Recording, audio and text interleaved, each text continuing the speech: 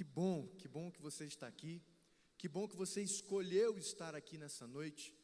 Para quem não me conhece, para quem nunca me viu, meu nome é Norberto Pimentel, sou um dos pastores aqui na Igreja Batista Alicerce. E eu tenho o privilégio, a honra de compartilhar uma porção da palavra que o Senhor colocou ao meu coração, trouxe ao meu coração com cada um de vocês. E o pessoal já lançou ali no telão e é sobre isso que nós vamos falar essa noite. Sobre decisões, sobre crise, sobre o plano de Deus. Mas antes de entrar especificamente na Bíblia, eu queria compartilhar a história de um jovem que alguns anos atrás, uns 16 anos de idade, sai da sua casa, ele sai do meio da sua família para ir estudar em uma outra cidade. E como todo jovem, muito jovem com essa idade, cheio de sonhos, expectativas, por que não ansiedade sobre o porvir, sobre a novidade. E chega então o dia marcado da viagem, sua família o acompanha até a rodoviária da cidade, e aquele momento de despedida, pai, mãe, irmão, enfim, todo mundo junto ali, num misto de alegria pelo que está por vir, mas um sofrimento ali daquela separação. E chega a hora de embarcar, e na hora que esse jovem segue para poder pegar sua bagagem e seguir para o ônibus, sua mãe o pega pelo braço e olha nos olhos dele e diz assim: meu filho, entrega o teu caminho ao Senhor, confia nele e o mais ele fará.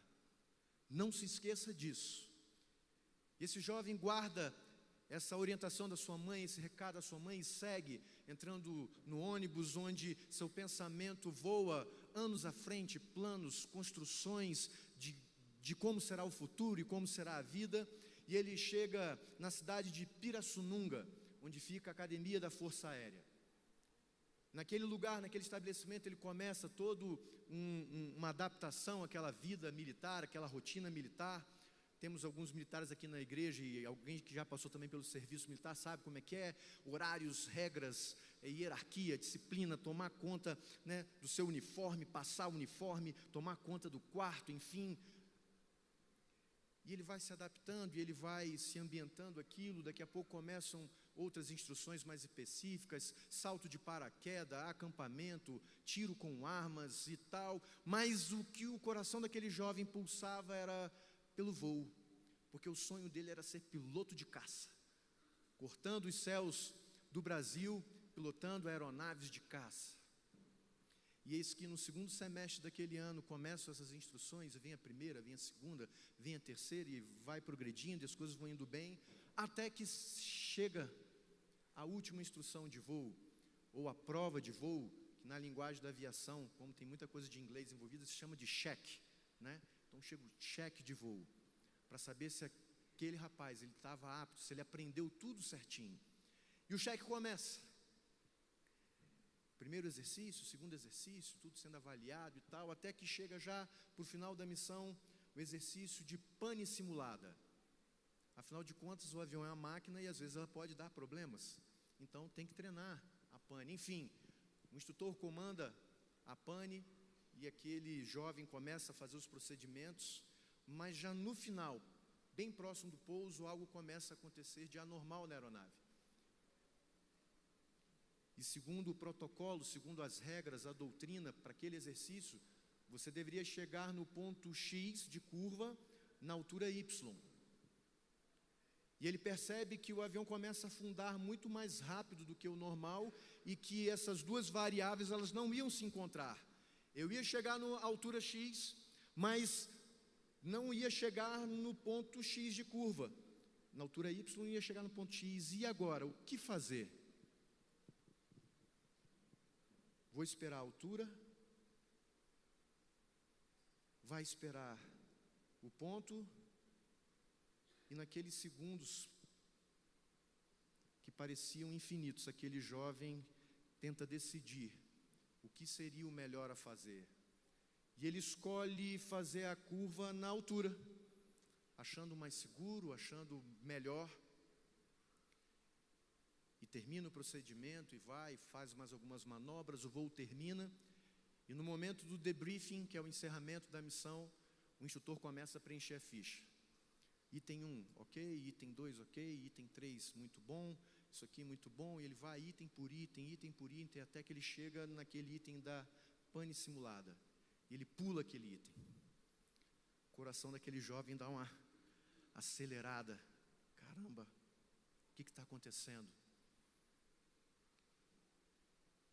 E terminada toda a ficha, o instrutor volta para aquele ponto que foi pulado e começa a falar: bem, você começou bem, o exercício assim, assado, aquilo ali, tarará, mas, porém, contudo, entretanto, todavia, você errou o ponto de curva. Não era para ter curvado naquele momento. E aquele instrutor percebe o olhar aflito daquele jovem e: você quer falar alguma coisa? E aquele jovem fala e explica o que aconteceu, mas taxativamente o instrutor fala: esse não é o padrão. Infelizmente você está reprovado. Como aquele jovem tinha boas notas, tinha um bom comportamento, e o erro que cometeu não fora tão grave assim, palavras do próprio instrutor, ele espera ainda o conselho de voo. É um órgão máximo consultivo que vai avaliar se é possível prosseguir e se o que aconteceu é tão grave a ponto de mandar a pessoa embora ou não. O fato é que o conselho se reúne e chega o dia de ser dado o veredito, vamos dizer assim, e esse rapaz é chamado e o oficial representante do conselho fala para ele que o conselho se reuniu, que todos os participantes foram ouvidos, que toda a documentação foi lida e apresentada e que você foi considerado inapto para o voo militar. E naquele momento, esse jovem se vê com seus sonhos, expectativas, planos de futuro, tudo ruindo, tudo desabando, tudo caindo, como se o chão tivesse aberto sob seus pés e ele afundado. E as lágrimas começam a vir ao rosto e ele sai daquele lugar, daquela sala e vai para o seu alojamento e começa a chorar e a tentar entender o que estava acontecendo. Mas ele se lembra, o Espírito Santo faz lembrar daquela voz lá da mãe dele, lá, tempos atrás, dizendo: entrega teu caminho ao Senhor, confia nele e o mais ele fará. Essa história não é uma história de ficção tirada de um livro, essa história é a minha história, aconteceu comigo. E uma decisão de fazer uma curva alterou completamente a história da minha vida e o destino da minha vida. Eu não sei como você chegou aqui hoje, como você está aqui hoje, talvez muitas pessoas aqui, ainda hoje, amanhã, essa semana, ou num tempo à frente, tem que tomar uma decisão tão complexa ou tão difícil quanto, que pode alterar o rumo da sua vida, a história da sua família, onde vidas serão impactadas e transformadas. Mas uma coisa é fato, todos os dias nós somos confrontados a decidir coisas, das mais simples às mais complexas. Todos os dias encaramos e nos deparamos com decisões. E eu fui pesquisar para saber sobre essa questão de decisão e descobri que por dia, em média, nós fazemos 85 mil decisões. Algumas já estão tão no automático, já fazem parte da nossa rotina, que a gente nem para pensar, como o fato de acordar e escovar o dente, o fato de você lavar a mão antes das refeições, apesar que alguns escolhem não fazê-lo, tudo bem. Se eu vou dar um laço no sapato de um jeito ou do outro, você decidiu, você escolheu. Se você deu um bom dia ou não para o seu cônjuge, ou falou alguma coisa ou não para o seu filho, você escolheu. Mas o que eu quero compartilhar com os queridos nesta noite é o que a Bíblia diz a respeito das nossas decisões e o que ela pode ensinar a mim e a você, como decidir e o que fazer quando estivermos frente a decisões simples ou decisões tão complexas na nossa vida. Eu convido você agora a abrir o seu livro, a sua Bíblia, num livro que é um livro que eu tenho uma estima muito grande. E às vezes ele é tão pequeno que ele passa batido. Ele está lá no Velho Testamento, o livro de Ruth. E se você está perdido agora, ei pastor, pegou no meu pé agora Ruth, vamos lá, Gênesis, Êxodo, depois Levítico, Números, Deuteronômio, vamos lá, Liz, Josué, Juízes e Ruth. Ruth faz parte dos livros históricos. Terminado o Pentateuco, que são os primeiros 5 livros, a gente tem o livro de Ruth. Então já dei a cola para você. Se você estava aí meio esquecido, abre lá no iniciozinho, vai folheando Gênesis, Êxodo, Levítico, Números, Deuteronômio, Josué, Juízes, Ruth. Chegou aí. Ruth é um livro muito singular, um livro muito especial. Eu quero compartilhar com você esse verso que está aí, o verso 1 do capítulo 1 de Ruth. Diz assim a palavra do Senhor: na época em que os juízes lideravam, houve fome na terra. Um homem de Belém de Judá foi viver com a sua mulher e com seus 2 filhos por algum tempo nas terras de Moabe.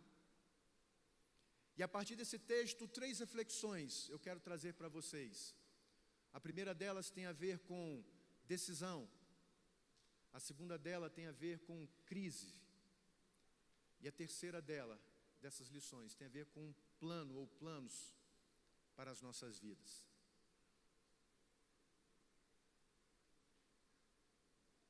O primeiro item que eu quero que você reflita nessa noite juntamente comigo tem a ver o seguinte, sobre as nossas decisões. Pode passar, Wendy? Defina o alicerce para as suas decisões. Gostou, né, pastor? Muito bom. Defina o alicerce para as suas decisões. Não foi proposital, não. Eu escrevi depois, puxa, calhou, né? Ficou bom. Enfim. Na época em que os juízes lideravam. Pastor, o que tem a ver uma coisa com a outra? Vamos lá.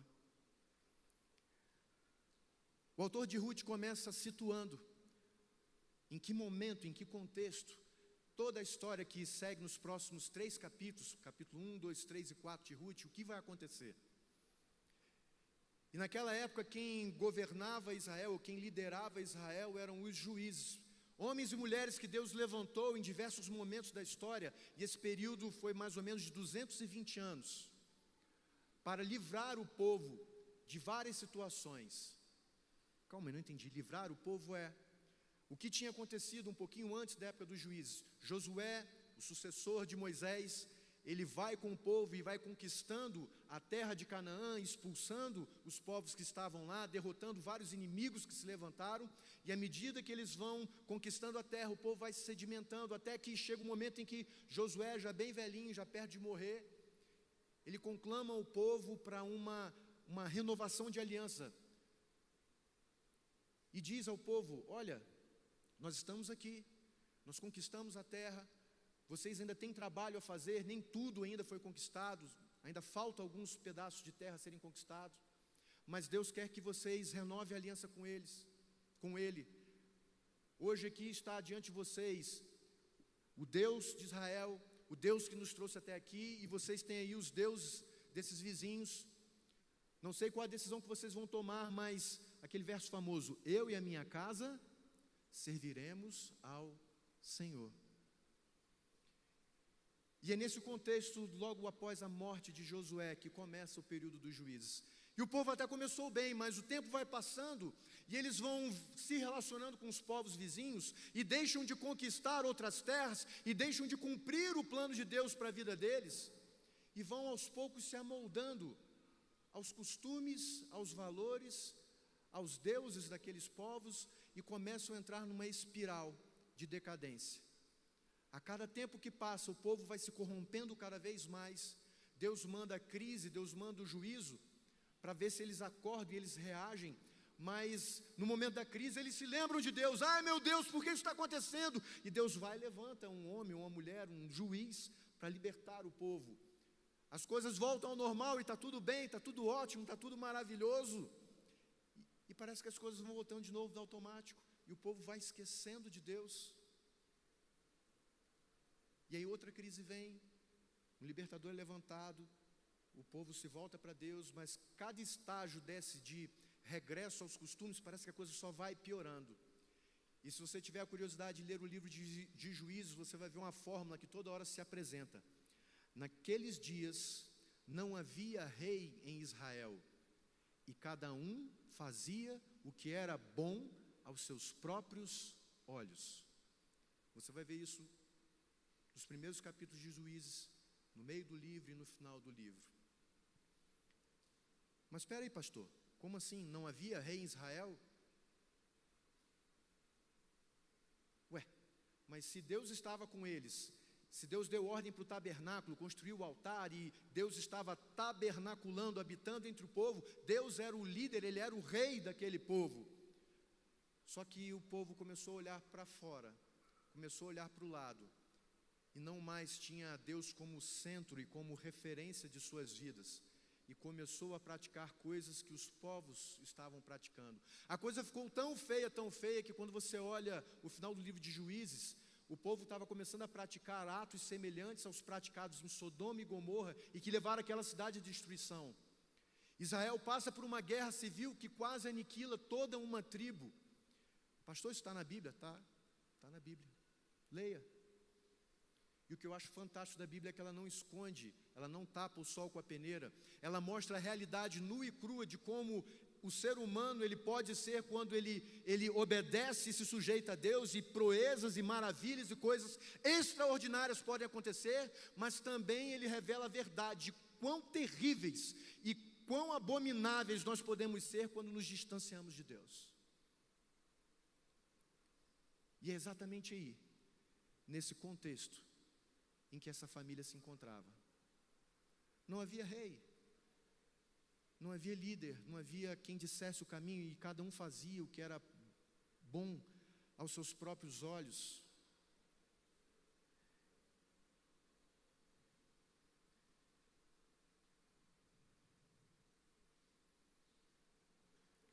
E aí vem a pergunta: será que muitas vezes nós não temos agido como esse povo? Será que as nossas decisões não têm sido lastreadas exatamente por isso? Não, eu faço o que eu acho que é bom aos meus próprios olhos. E aí quando as crises surgem, a gente não entende o porquê.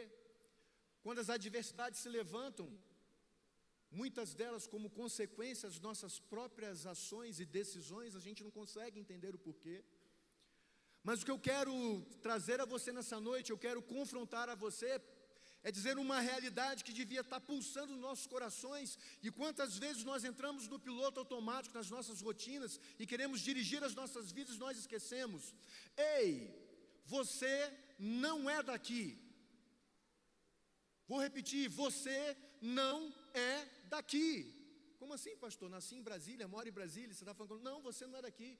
Uma vez que você foi comprado e remido pelo sangue de Jesus, uma vez que você foi trazido das trevas para a maravilhosa luz do Senhor, você é filho de Deus, você é alguém regenerado, você é alguém resgatado, você é alguém que foi comprado com um alto preço. A sua vida deve ser uma vida vivida que responda à graça e à misericórdia e o favor do Senhor. E o seu destino não é esse mundo, você é cidadão do céu. E a sua vida, ainda aqui, deve ser pautada pelos princípios e valores do céu. Agora as mães aqui presentes vão gostar do que eu vou falar aqui. Vamos lá, chega o filho: mãe, eu queria ir em tal lugar, porque o Luizinho vai, o Joãozinho vai, e é tão legal, e aí eu quero fazer aquilo lá. Aí o que a mãe olha, já vê que aquela coisa é meio torta, diz o que para o filho? Você não é todo mundo. Você não é todo mundo. Você é filho de Deus, você foi comprado, você foi regenerado, você é cidadão do céu, e a sua atitude deve refletir isso.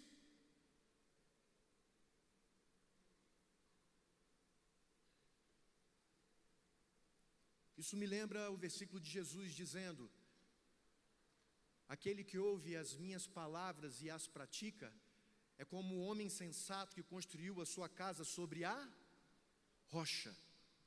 Veio a tempestade, veio os ventos, vieram as tempestades, os ventos, e não a derrubaram.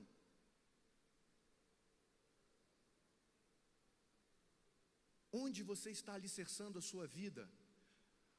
O que tem sido a base da sua vida, aquilo que sustenta as suas decisões, as suas atitudes? Tem uma série que eu gosto muito de ver, esperando ansiosamente a nova temporada chegar, The Chosen. Quem já assistiu aí? Levanta a mão aí, faz o sinalzinho aí. Quase ninguém? Se você não viu ainda, assiste, que é muito legal. E o pessoal da produção lá teve uma sacada excepcional na abertura, que é um monte de peixinho girando e andando na tela no mesmo sentido. Mas em determinado momento, aquele peixinho muda de cor e ele muda o caminho. E aí ele vai passando por outros peixinhos e outro peixinho muda de cor e muda o caminho também.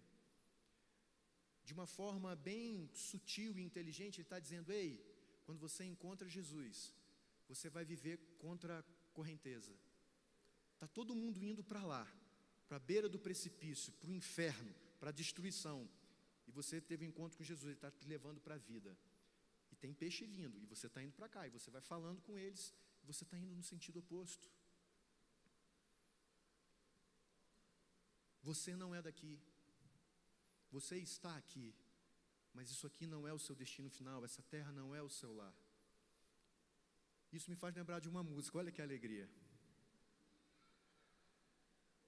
Novidade, né, pastor Felipe? Sou estrangeiro aqui, em terra estranha estou, do reino lá do céu, embaixador eu sou, meu rei e salvador, me chama em seu amor, as boas novas de perdão. Eis a mensagem que me deu aquele que por nós morreu. Reconciliai-vos já, é ordem que ele dá. Reconciliai-vos já com Deus. Ah, tem gente que conhece o cantor cristão aí, viu? É, muito bom. Você não é daqui. Você é cidadão celeste. A sua vida tem que estar pautada, alicerçada em Deus. A sua vida tem que estar baseada no que a palavra de Deus diz, e não naquilo que você acha, não naquilo que você entende, não naquilo que os outros falam, e acima de tudo, não naquilo que o mundo fala.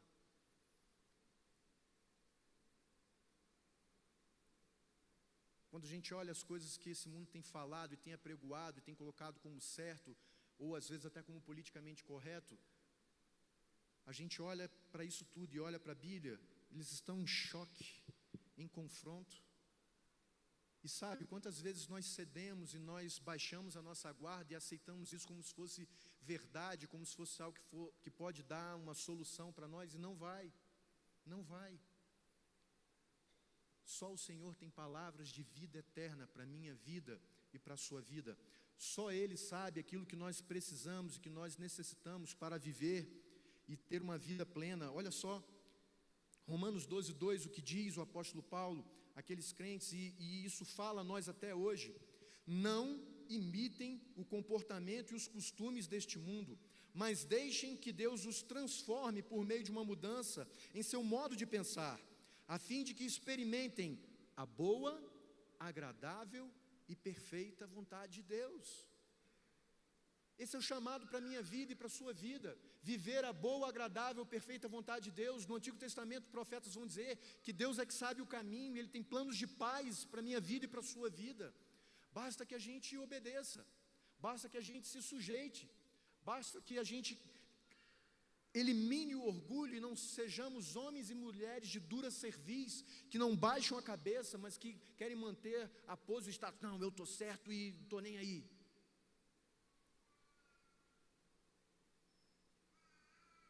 E aí quando a crise vem, quando o problema surge, aí se lembra de Deus, igual o povo lá. Ai meu Deus, e agora? Vem me livrar, vem me ajudar, vem me acudir. Colossenses 2:3 vai dizer o seguinte, o apóstolo Paulo mais uma vez: nele, em Jesus, estão escondidos todos os tesouros da sabedoria e do conhecimento. Se você precisa decidir, busque nele. Busque nele. Se você se depara com situações que são, que a gente costuma dizer de trade-off. A bifurcação surge e você tem que escolher um e não tem como voltar. E tantas vezes a gente perde o sono, e a ansiedade vem e assalta o nosso coração, e a gente fica sem dormir, e às vezes chora sozinho de noite, longe de todo mundo, para a esposa não ver, para o filho não ver que você está lá aflito. Ei, para! Dobra seu joelho e se coloca diante daquele que o ama, e diante daquele que tem todo o prazer em responder a você, em mostrar a você todo o conhecimento e sabedoria que você precisa para poder decidir. Por fim, João 17, 15 e 17 diz o seguinte: não o peço que os tires do mundo, mas que os proteja do maligno. Olha lá o que Jesus fala, aleluia. Eles não são deste mundo, como eu também não sou. Consagra-os na verdade, que é a tua palavra. A segunda coisa que a gente percebe nesse trecho de Ruth é que as crises, ou famigeradas crises, elas virão. Saiba que as crises surgirão. E está lá no texto: houve fome na terra. As crises existem, queridos. Elas são uma realidade.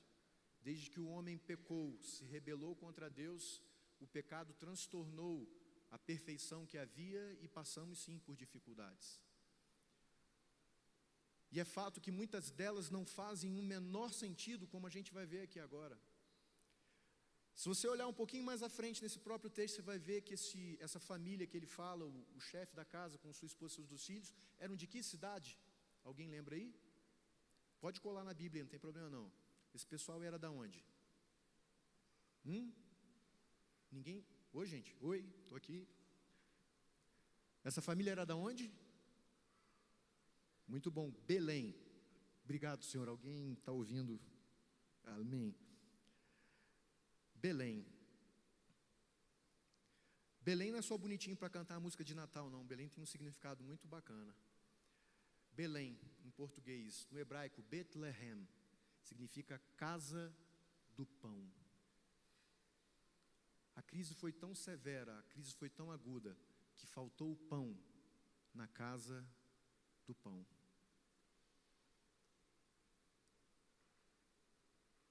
Fazendo um paralelo com nossos dias, quem aí vai em padaria? Vamos lá, gente. Padaria. Não acredito que só isso vai em padaria. Quem já foi numa padaria na vida? Levanta a mão aí. Ah, bom. Vamos lá. Pode vender refrigerante na padaria? Tem refrigerante? Tem chocolate? Tem sorvete? Pode faltar pão? Porque se faltar, não é padaria. Faltou pão na casa do pão, gente. Talvez alguns de vocês estejam numa crise tão aguda como essa, que não faz sentido algum. Senhor, o que está acontecendo? Mas a boa notícia é que Deus usa as crises para trabalhar em nós e para fazer despertar em nós o senso de busca a Ele, de restaurar os nossos caminhos. Mas a questão que eu quero perguntar a cada um de vocês, e eu me perguntei a mim mesmo, quando as crises surgem, e mesmo essas sem pé nem cabeça e tão agudas, quais são as nossas reações? A gente entra em desespero. Ai meu Deus, agora acabou o mundo, vai morrer todo mundo e vai acabar, não tem mais jeito. Ou ainda há esperança no seu coração? O medo te assalta de tal forma que te paralisa, ou ainda há em você confiança no porvir? A tristeza invade o seu coração? Ou mesmo diante da adversidade, você pode esboçar um sorriso sabendo que aquele que te guarda não dorme e nem dormita. O Deus de Jacó é seu refúgio e fortaleza, socorro bem presente no dia da angústia. Qual é a sua reação? Porque isso tem a ver com o primeiro ponto, onde está baseada a sua vida. Se a sua vida está baseada no firme fundamento que é Jesus, ainda que a figueira não floresça, ainda que o fruto da oliveira minta, ainda que não haja gado nos currais, todavia eu me alegrarei e exultarei no Deus da minha salvação. Ou quando a crise surge, tudo isso te consome e te transtorna a ponto de você querer se trancar num quarto escuro e não sair de lá de jeito nenhum.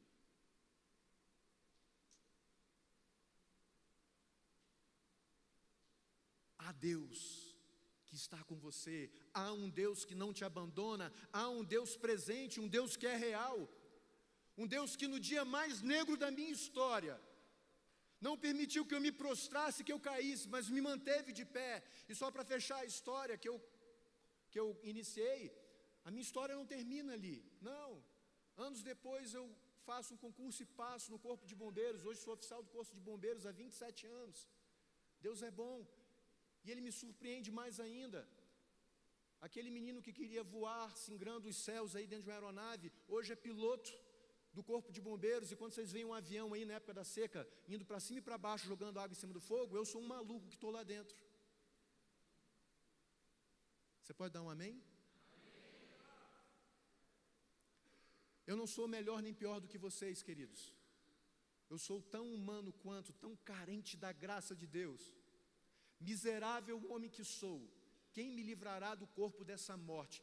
Mas quando a gente entrega o nosso caminho, a gente confia, Ele age com graça, com favor, porque Ele quer fazer com que a gente ande em direção a Ele. Ele é o autor e consumador da nossa fé. Não são filosofias, não são bens, não são ideologias que vão conduzir você e vão te fazer ficar firme, mas é a palavra de Deus, são os preceitos de Deus, é a presença dEle na sua vida.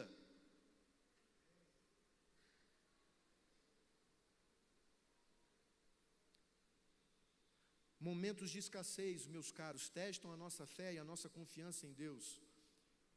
E aí a gente tem mais um paradoxo nesse texto tão curto. O homem que decide abandonar tudo e seguir para uma outra terra, no versículo seguinte vai falar o nome dele. E o nome dele é Elimelec. Pô, pastor, legal, beleza, nome diferente, né? Alguns aí vão anotar, não vou botar esse nome no meu filho aí quando eu nascer. Elimelec, né? Tá. Elimelec, Eli, Deus meu.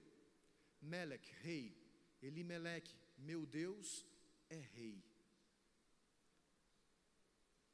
Alguém que tem por nome, meu Deus é rei, que conhece esse Deus que é rei e que reina sobre tudo, na hora que a crise vem, ele faz o quê?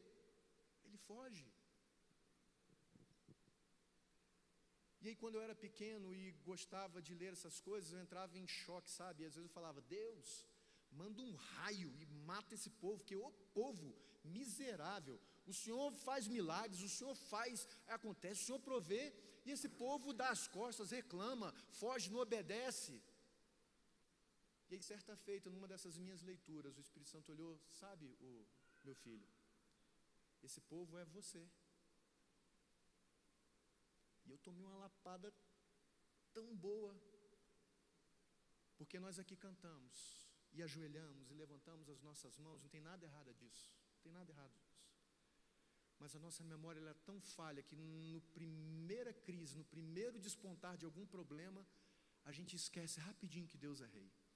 A gente esquece rapidamente que Ele é todo poderoso, e não tem a ver com a incapacidade de Deus em resolver os problemas, e em cuidar de nós e mudar a nossa sorte, a nossa vida, mas tem a ver com a nossa incredulidade, a nossa falta de confiança e fé nele.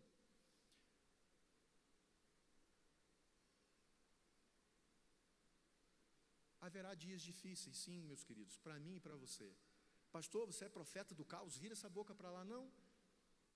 João 16, projeta aí, Wendy, por favor. Palavras do nosso Senhor Jesus. Aqui no mundo vocês terão o quê? Mas o que? Animem-se, pois eu venci o mundo. Ele venceu. A cruz não o pôde deter. Ele ressuscitou ao terceiro dia.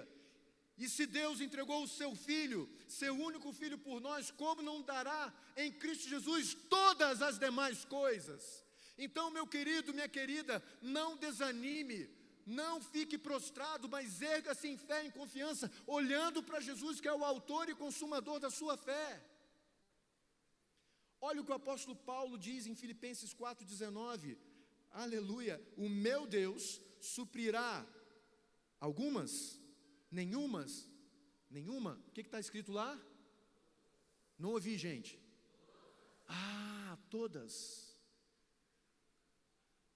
Todas as necessidades de vocês, de acordo com as suas gloriosas riquezas em Cristo Jesus.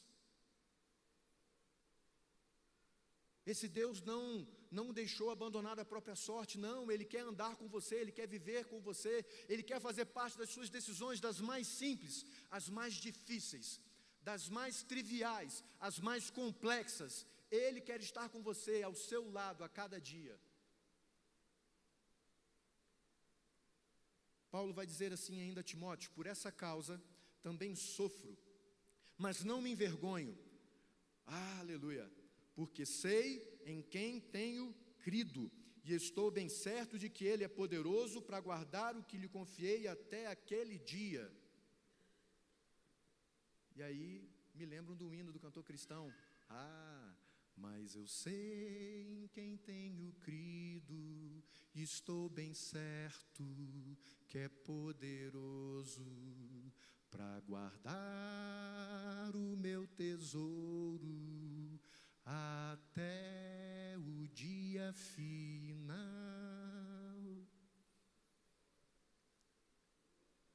Por que a gente esquece isso? Senhor, aviva a nossa memória, aviva o nosso coração com essas verdades que são verdades eternas. O Senhor não se esquece de nós, o Senhor não nos abandona jamais.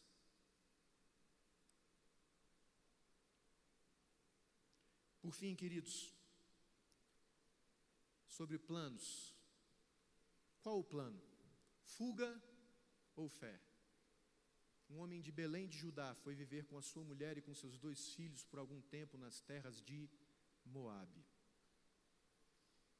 Não sei como é que está a sua memória.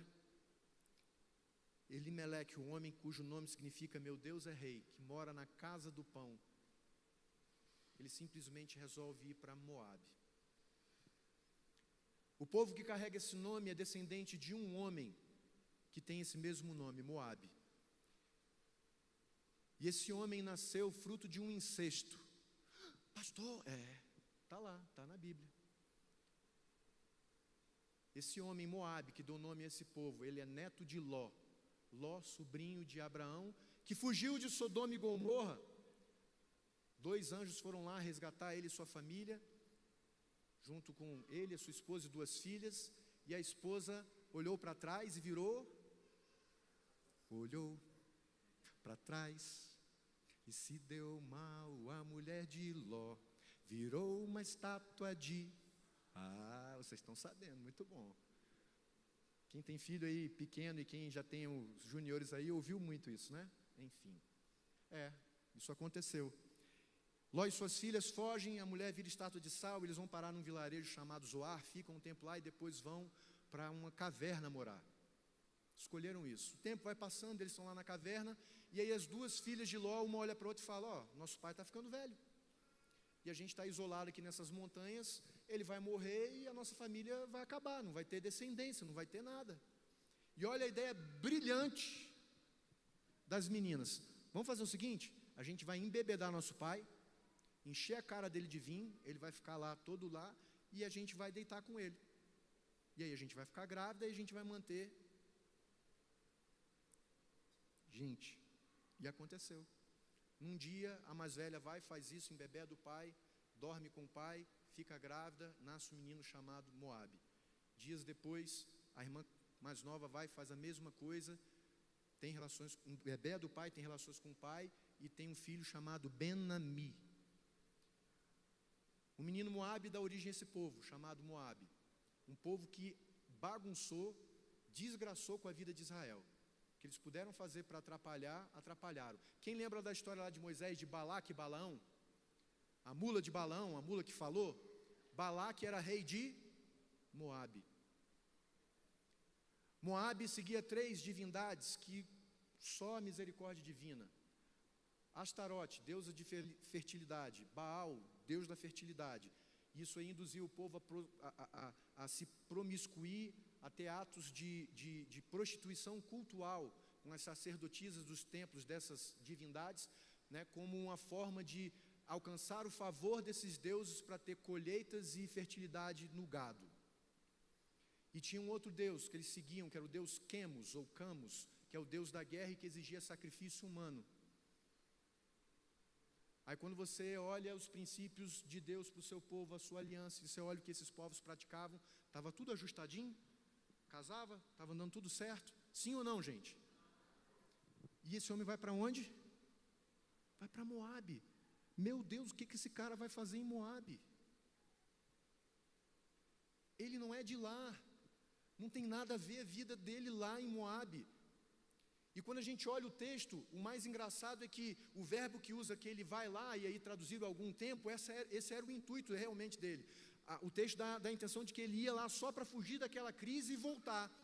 Só que se você olhar o texto no decorrer do capítulo 1, você vai ver que no mínimo ele ficou 10 anos naquele lugar.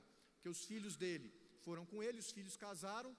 Não diz que lapso teve entre a chegada e até os filhos casarem, mas que depois que os filhos se casaram, 10 anos depois os filhos morreram. E aí algo que em tese era temporário passou a ser definitivo. Para Elimeleque ele foi e morreu lá. E a família ficou. E sabe que muitas vezes a gente tem esse desejo, e pode lançar a próximo slide aí, minha cara Wendy, por favor. E a minha pergunta, que primeiro veio para mim e é para vocês também: por que raios a gente insiste em decidir por Moabe? Deus apresenta a sua aliança, o seu plano. Aqui você vai ficar em paz, aqui você vai ter abundância, aqui você vai ter comunhão comigo. E aí no primeiro sinal de crise ou de dificuldade que eu tenho, eu corro para Moabe, onde lá só tem decadência, onde lá só tem imoralidade, onde lá só tem perdição e destruição de vida. E a gente quer flertar com Moabe, às vezes se justifica igual Elimeleque. Não, é porque aqui está tão ruim que eu só vou lá só um pouquinho, vou ficar lá só uma semana e volto. Não, vou ficar só um mês e volto. Ei, acorda, para de flertar. Para de flertar com o pecado, para de acessar coisas que você não tem que acessar, para de conversar com gente que você sabe que não tem que conversar. Tome uma decisão lastreada nos princípios e nos valores da Bíblia. Ouça o Espírito Santo que está em você e que quando você vai fazer coisa que não deve, 50 alertas aparecem, luz amarela, vermelha, roxa, e toca tudo, e você ainda insiste. Aquela voz que você ouve, o que você está fazendo aqui? Não é isso que eu preparei para você, não. E você até olha assustado, estou sozinho aqui, como é que tem alguém aqui falando? É o Espírito Santo em você, tentando te sacudir e falar: acorda. Ei, o que é isso que você está acessando aí na internet? Não é isso que eu espero de você, não é essa vida que eu tenho para você. Por que você está mandando mensagem para essa pessoa a essa hora da noite aí? E aí como Elimeleque, não, é só um pouquinho, eu só vou passar uma temporadinha aqui. E quando a gente menos percebe, a nossa vida ficou enterrada lá, acabou lá.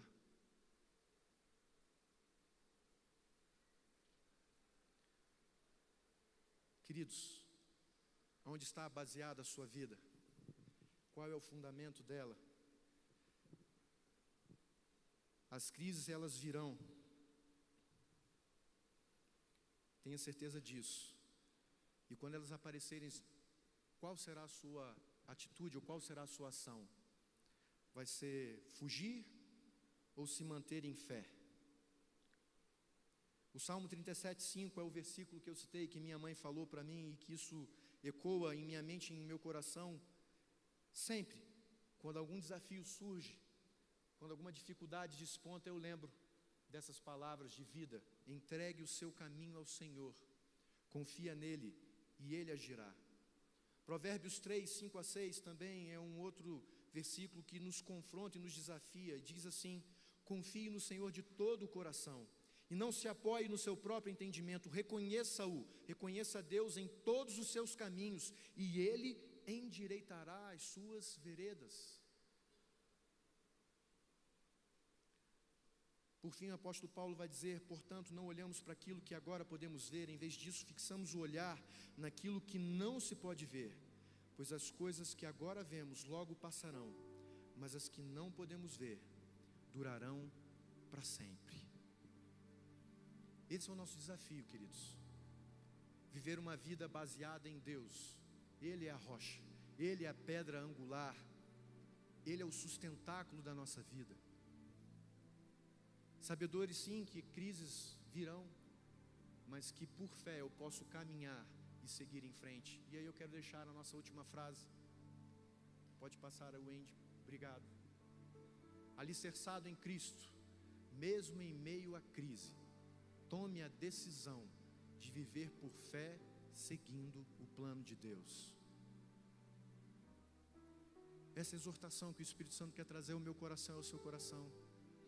Alicerçado nele, mesmo em meio à crise, você siga em fé para viver o plano de Deus para a sua vida.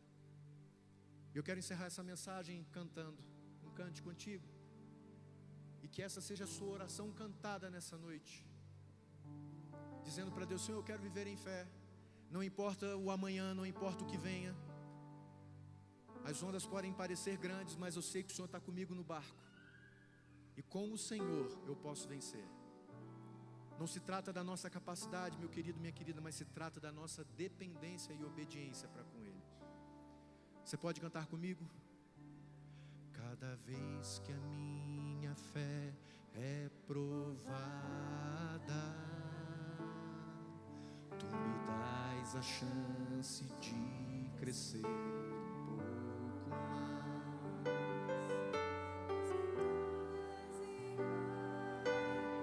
Desertos e mares que atravesso me levam pra perto de Ti. Minhas provações não são maiores, elas não são mesmo, de caminhar. Se diante de mim não se abrir, o que vai acontecer? Deus vai me fazer andar por sobre as águas, rompendo em fé. Minha vida se revestirá do Teu poder, rompendo em fé. Com ousadia vou mover o sobrenatural, vou lutar e vencer, vou plantar e colher. A cada dia vou viver rompendo em fé, rompendo em fé. Minha vida se revestirá do Teu poder, rompendo em fé. Com ousadia vou mover o sobrenatural, vou lutar e vencer, vou plantar e colher. A cada dia vou viver rompendo em fé. A cada dia vou viver rompendo em fé. Cada dia vou viver rompendo em fé.